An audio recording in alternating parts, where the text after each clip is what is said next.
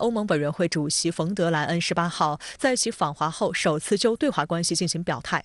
冯德莱恩在欧洲议会上表示，与中国的关系太重要了，我们必须制定自己的对华战略和原则。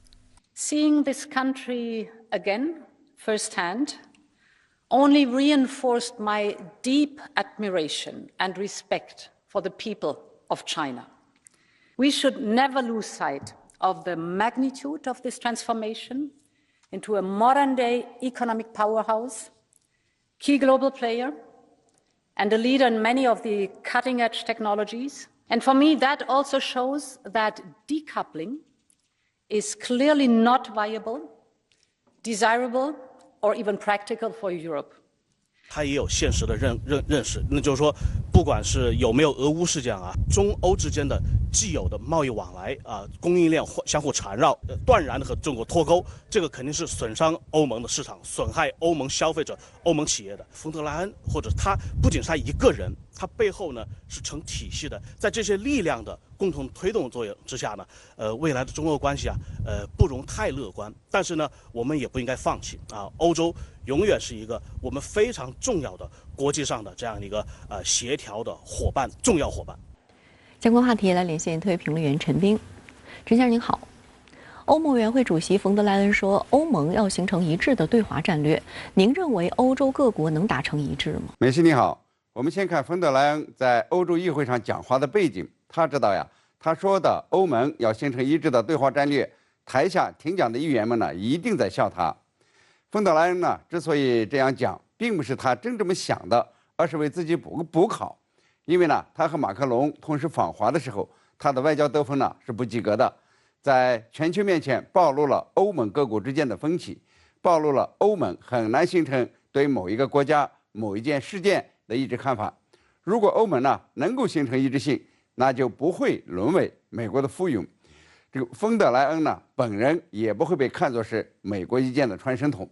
可以这么说，欧盟对外政策的一致性就是一个大的框架。但是呢，外交关系更多的是双边关系，是要就具体问题啊提出具体的解决方案。所以呢，这个欧盟的对华战略话呢可以说的很大，但是呢不管用。那么欧盟呢提出的对华战略是合作伙伴、竞争者和系统性对手。单单呢来看看这个大框架也是自相矛盾的，伙伴和对手怎么能拿捏呢？这让成员国呢很难把握，也就很难形成一致性。冯德莱恩说，欧盟反对中国使用武力，单方面改变台海现状，但这呢是违反联合国大会第2758号决议的，你怎么能让欧盟国家去执行呢？欧盟国家呀，基本上在遵循一个中国政策，把台湾事务呢当作中国内政看待，不予干涉。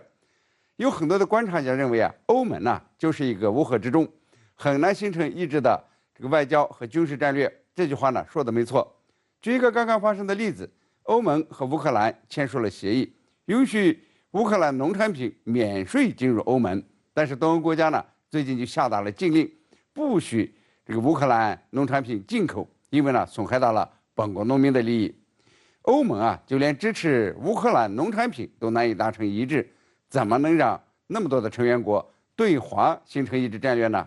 我们再举一个例子，冯德莱恩呢要欧盟国家减少对中国的依赖，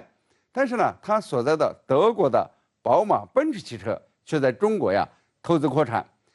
这参加上海车展的宝马集团的董事长说呀，中国消费者今日的动向，明日将影响世界。另一位集团董事呢说的更直观，说中国市场呢是必不可少的，慕尼黑是我们的故乡，中国就像家一样。所以说呀，欧盟呢要形成统一的对华战略，基本上呢就是一句空话。中国与欧盟各国的交往，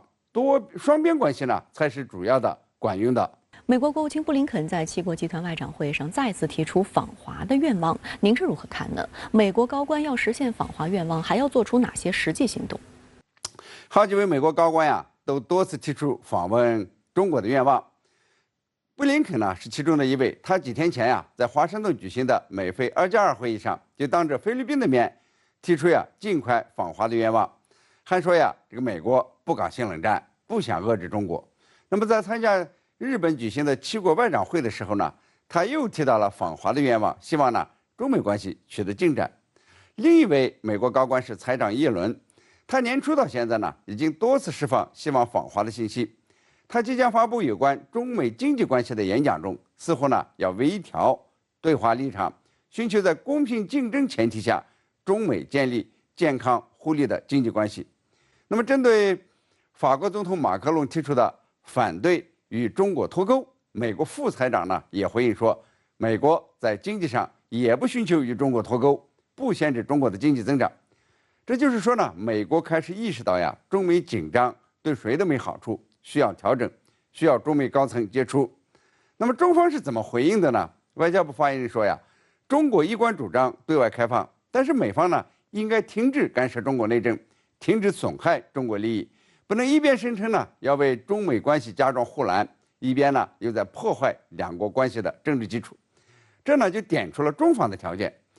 中美高层交流可以，但是你美国呢得做出具体的承诺。一呢是不能够插手台湾事务，不能以台制华，不能支持台独势力。台湾问题是中国的内政，是中国核心利益中的核心。二呢是不能把与中国的竞争变成对中国发展的攻击性压制，并且纠集盟友啊，把中国排斥在世界主要供应链之外，比如说实行芯片出口禁令、高科技技术领域的投资限令等等。要是美国呢在这个方面做出中国比较满意的行动，那中美关系呢还是可以转换的。仅仅说几句什么不搞新冷战、不限制中国发展是远远不够的。中国呢要的是具体的行动，而不是几句好听的话。